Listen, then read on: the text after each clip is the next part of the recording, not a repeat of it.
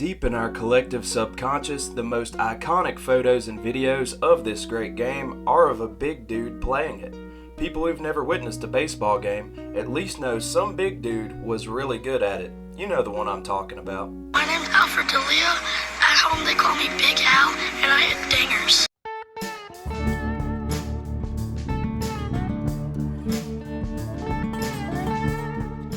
Is it just me, or did we get really excited about Aaron Judge toward the end of last season? I feel like he did something significant. Maybe you guys can help jog my memory, but despite my brain fog here, doesn't he just look like he was born to absolutely smash a baseball at a record clip? Based on his stature, if I were going to bet on any one guy being capable of smashing the most baseballs in perhaps a single season, I'd put my money on that guy.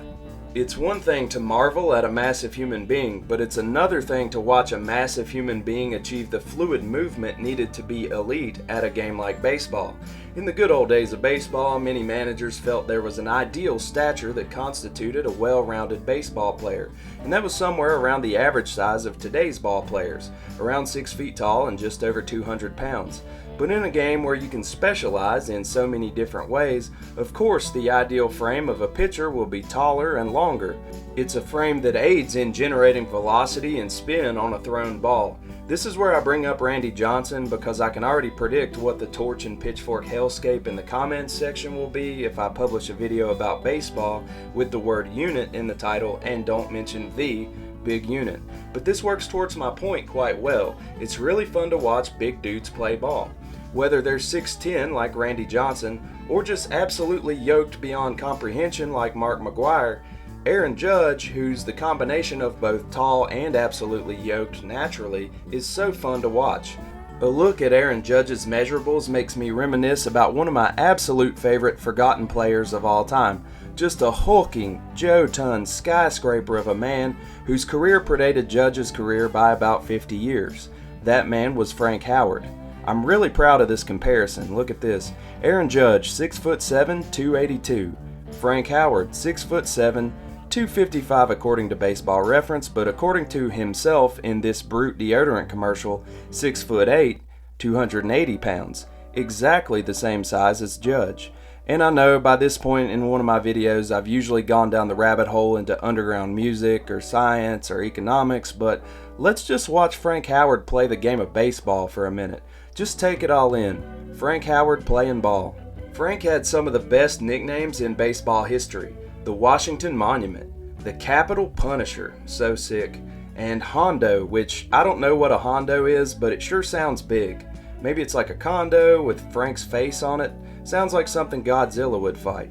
Anyway, watching Frank play was like getting a preview of what the game would become decades later. I think these videos make him look even bigger because of how small some of the other guys on the diamond were in those days. Frank obviously posted power hitting numbers that rivaled the best hitters of his era, but he also struck out more than any other player in his era, numbers that align perfectly with the active power hitters of today's game. That could be attributed to a long swing and an enormous strike zone. He's 5th all-time in career strikeouts with 1,460. Frank was serviceable in the outfield. Of course he played the same position as Aaron Judge, why wouldn't he?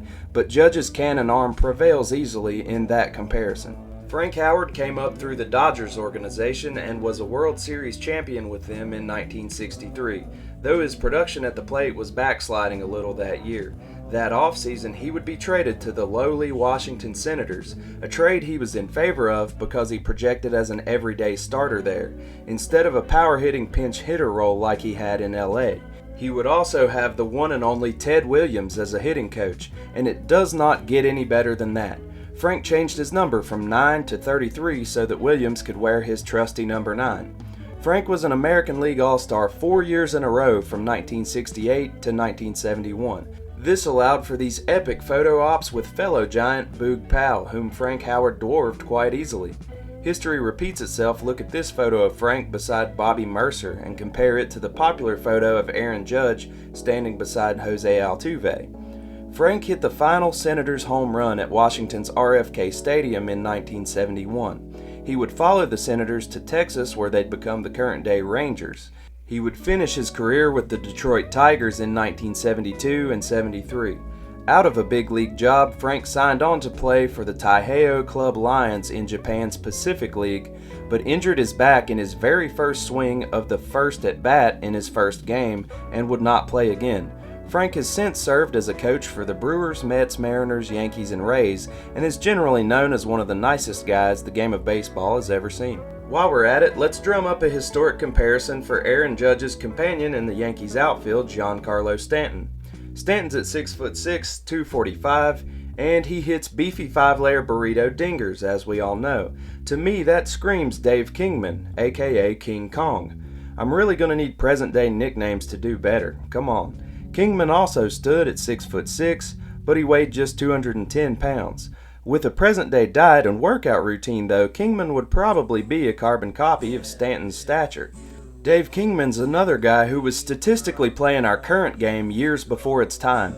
He hit 442 career home runs, but you'll find his name right above Frank Howard's for career strikeouts with 1,816, good for 4th all time. Kingman was actually a college pitcher for the USC Trojans, but was converted to a third baseman during his time in the minors for the Giants organization. Struggles at third base caused him to lose his starting role in 1974. His contract was bought out by the New York Mets in 1975. He would bounce around the league with the Padres, Angels, Yankees, Cubs, and A's, blasting absolute tape measure shots everywhere he went. His most famous home run took place when he was with the Cubs. As seen here, this unreal home run ball was estimated to have traveled 550 feet. Kingman's biggest fan had to have been Tommy Lasorda with this epic all-time soundbite. What's my opinion of Kingman's performance? What the you think is my opinion of it? I think it was put that in. I don't opinion of his performance. He beat us with 3 home runs. Also, I gotta mention, there's a fantastic deep dive on Kong's stats by Steve Trader with the Hardball Times that looks at Kingman's regression and fielding woes despite knocking the guts out of the baseball often. Giancarlo Stanton is actually pretty good in the field, so consider it an evolution in that regard. He has a positive, respectable WAR in the field that's worth mentioning. Since home runs have been so prevalent in today's discussion, I want to round out this video with what's believed to be the most capital D destroyed baseball of all time, and it occurred in the minors. This bomb was hit by Joey Meyer of the AAA Denver Zephyrs on June 2, 1987. Elevation was most definitely a factor here, but damn, this is fun to watch. Meyer would get his call up to the Brewers the following season, but failed to catch on as a major leaguer. 18 career homers in 474 at-bats. That's all I got for today, but I hope this stroll down memory lane inspires you to drink a big glass of milk, mix in some Nesquik as endorsed by the Capital Punisher Frank Howard, and go hit some dingers, man. How long have you been drinking Nestle's Quick? Ever since I was about your size. Big Frank Howard, the home run hitter, drinks Nestle's Chocolate Quick.